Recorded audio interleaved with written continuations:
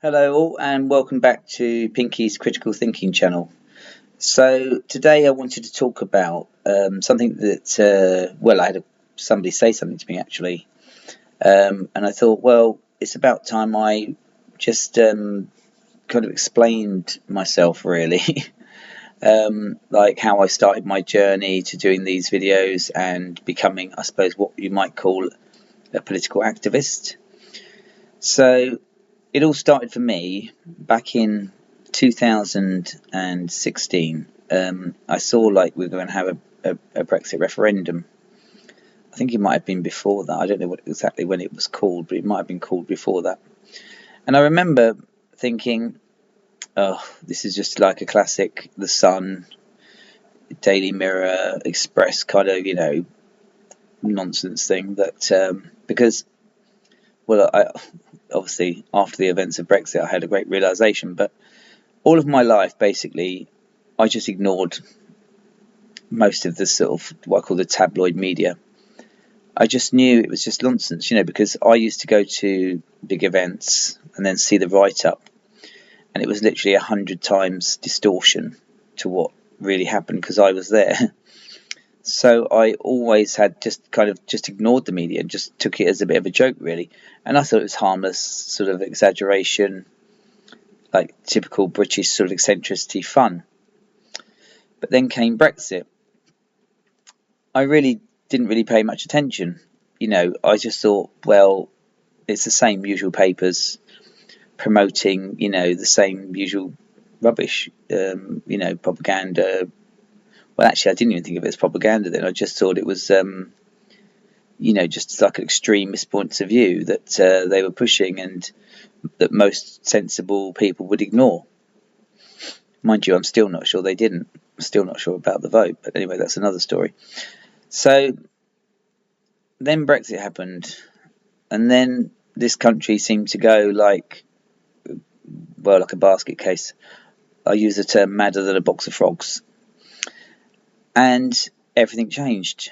I thought, what? Because all of my adult life, paying attention to the media and talking to people, I found I very much had a lot in common with, the majority, this country's majority. I always felt like we were heading in a more civilized direction, being in Europe and all the positive things, like Europe controlling corporations. I mean, if you look at Europe and you look at the UK now, the British workers are struggling for pay rises, struggling to keep up with the cost of living.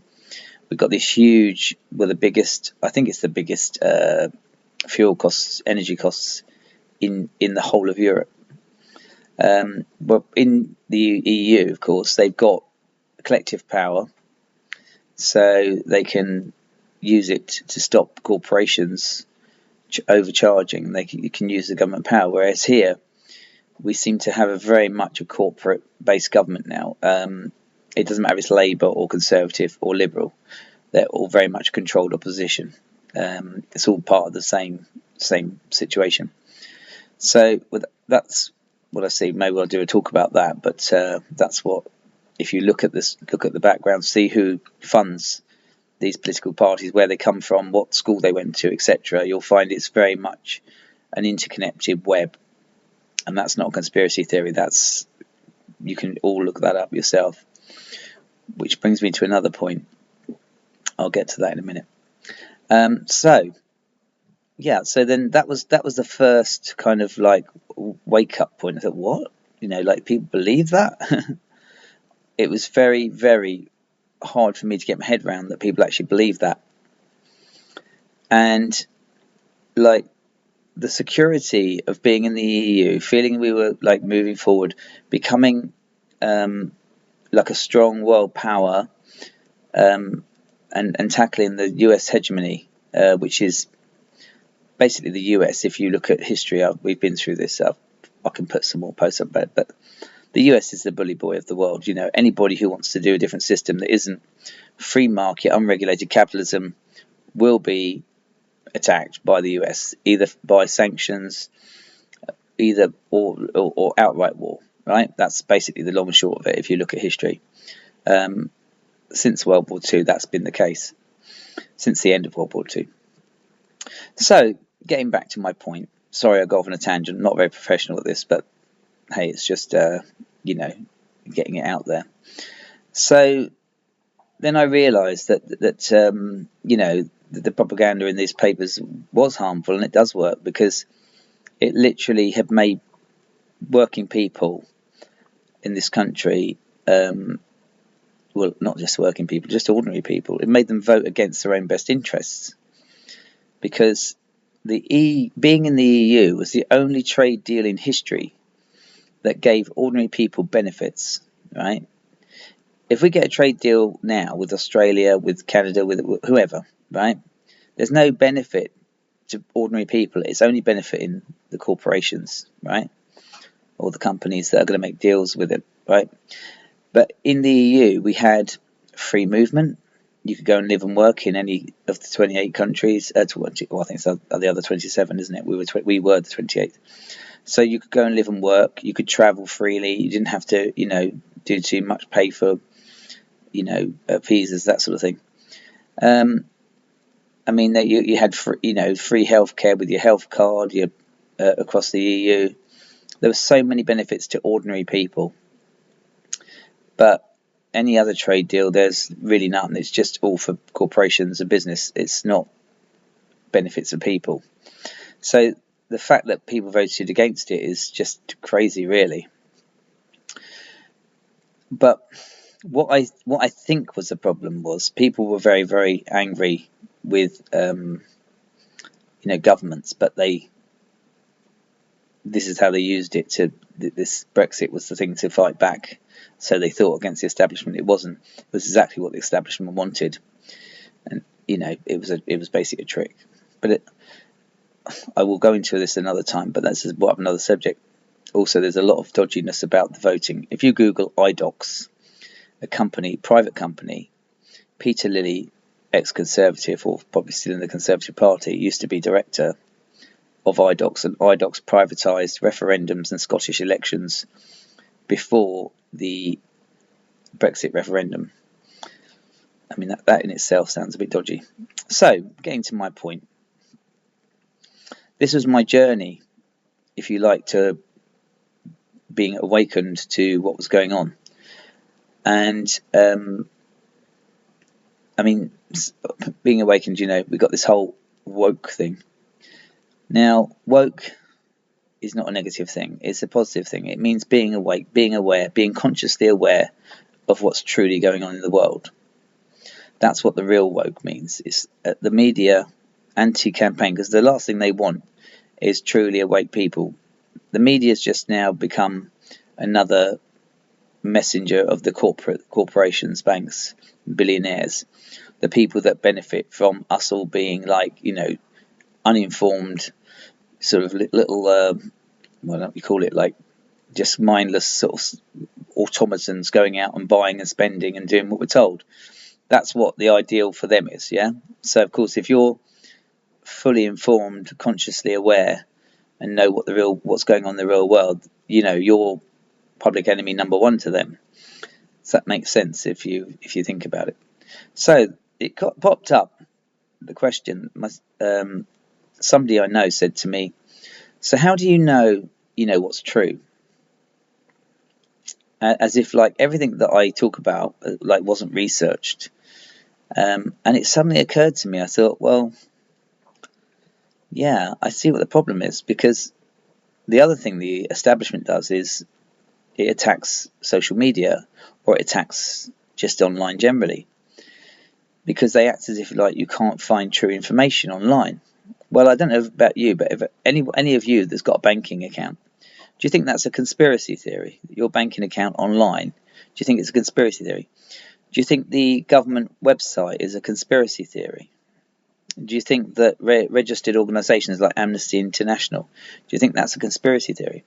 So you can find out true information from many sources as long as you go to a legitimate source. So it just has to be a source that is a legitimate, either information source, whatever. I wouldn't say the media, but you can find it on alternative sources.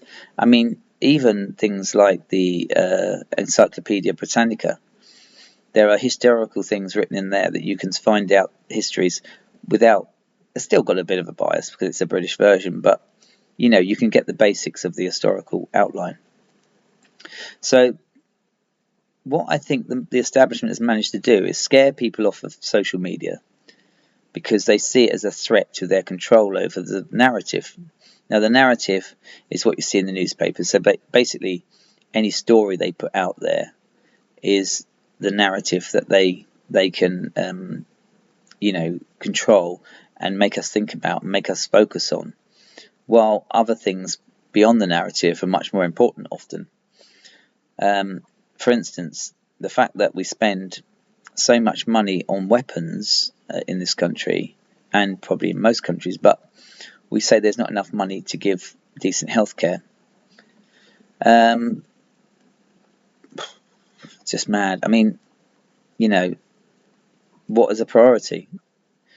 All of our priorities in the world, particularly in the Western world, which, as I often say, is like basically 36 countries, including Europe, Australia, and USA, and Canada, probably New Zealand as well. But that's the Western world. But it's only, I think it's between 36 and 40 countries. I shall have to check that one. I've never actually checked it. But yeah, so there's 190 countries in the world. So 150 countries are not on that narrative at all. We must remember that what we see and everything we hear, it's all from our own perspective in our own little country, or whatever country we're in, the Western world. And then all of that Western influence is very much influenced by the USA. They are, as a world superpower, they have a lot of influence over the rest of Europe, Canada, Australia, and New Zealand. So we must always bear this in mind. There's an inbuilt bias to everything that we see around us. So the friends, when they said to me, how do I know? And I got the impression that friend thought that, well, they actually said, I don't know what's true anymore. I'm just so confused. So I thought this is something that I should think about. So I feel confident that I can search true sources. I don't always find what I like, that's the thing. It's not comforting. It's not at all. But,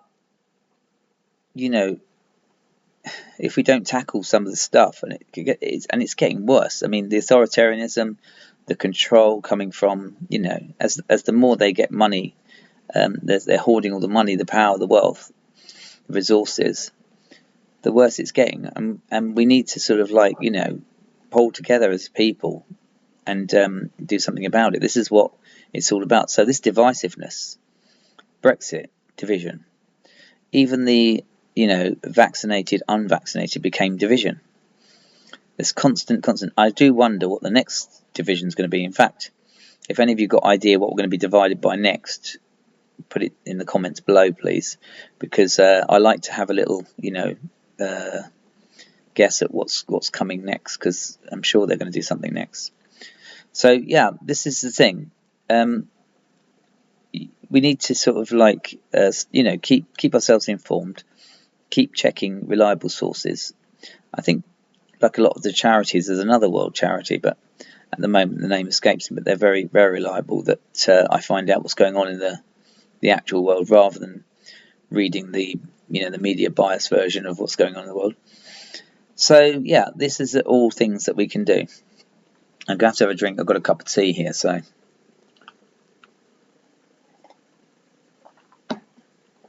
yeah. So that really opened my eyes to how people, it's ironic that the media has convinced people. The biggest threat to the media, of course, is social media.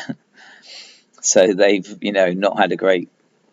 not told great things about the social media, the mainstream media, whereas we know it's dying, but it should do, because it's just propaganda. It's just controlling a narrative, and people get online and they can start petition the government, and they hate that.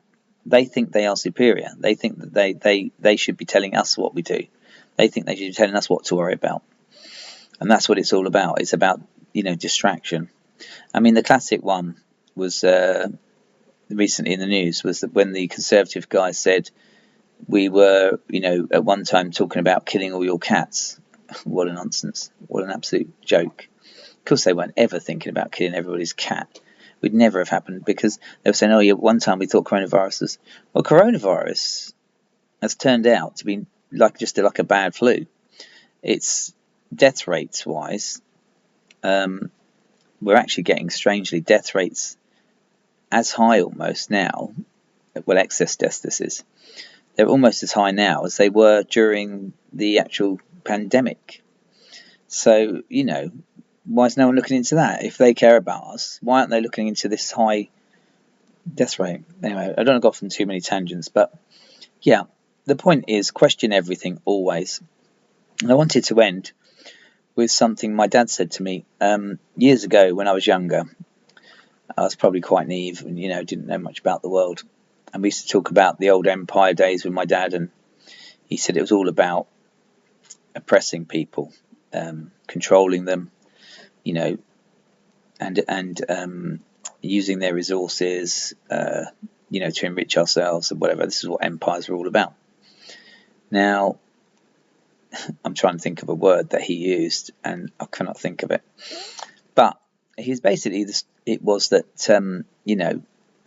that's what empire was all about. And he said to me a very interesting thing. He said one day, when they run out of countries to abuse, basically, he said then they'll start abusing people in their own country. It wasn't abusing, though. The word he used was... This is so annoying when you get a senior moment. No, he said that, when people are paid low wages, you're like in Britain at the moment, so the UK at the moment, they're suppressing wages. They're trying to make us all poorer and live on less money, so that, all we've got to think about is basically the next wage bracket. So we're living a subsistence lifestyle, and then we're just about surviving, So that's what they did around in the empire days, and they gave people just enough to survive, but also, so they could work for them. So yeah, and I thought he was crazy when he said it to me.